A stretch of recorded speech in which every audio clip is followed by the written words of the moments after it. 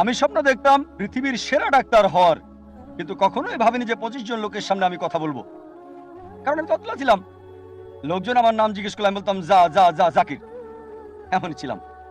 আল্লাহ সুবহানাহু ওয়া তাআলার পথে এসে হয়তো 10-15 বছর আগে যখন দাওয়া যুক্ত হলাম, যখন দাওয়া দেওয়া শুরু করলাম, তোতলামি চলে গেল।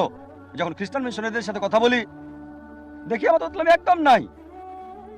আমি স্টেজে উঠেছিলাম কারণ আমার সহকর্মী তখন পারছিল না, আমি শুরু করলাম।